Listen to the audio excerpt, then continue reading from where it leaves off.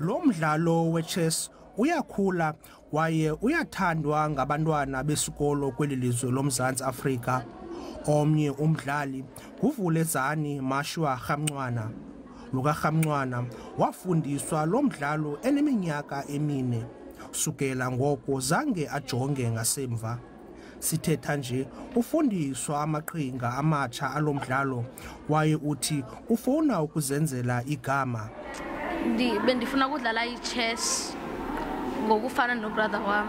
Brother wam beyiwina ki-chess gotya ebekile nto ki-age yam. So mna bendifuna ukudlala i-chess njengaye, ndibe better njengaye, ndikwazi udlala nabanye bantwana ke ngoku.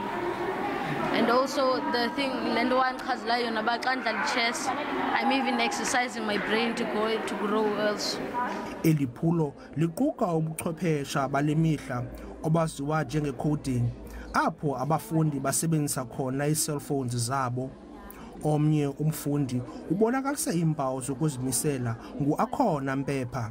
Lo kaMpepha uthi ufuna ukuba yinjineli ngenye imini. Ndiyenza i-coding because ndifuna ukuba yin-engineerist. So ukwenza umsebenzi wemoto udilisha ne-coding. So ndifuna uzifumana ndiphambili ngezifundo zam ngokwenza i-engineering. So i-coding it's like wenza umsebenzi owenziwa yi-robot. So i-robot it's like a car, imoto. So it's part of that. Abaququzeleli beli phulo bathi banalo ithemba lokuba eli phulo liza kuza neziphumo ezincumisayo. Ndiswelekelwe ngunyana wam ekuphela kwendamzalayo. Ndacinga into yokubana kubalulekile into yokubana abanintsi abazali ndikwazi ubanceda nabantwana abangenabo ootata. Eli phulo liza kunabela nakwezinye iingingqi apha eNelson Mandela Bay. NdinguZolani Moya weendaba ze-SABC, ndiseGqeberha kwiphondo leMpuma Koloni.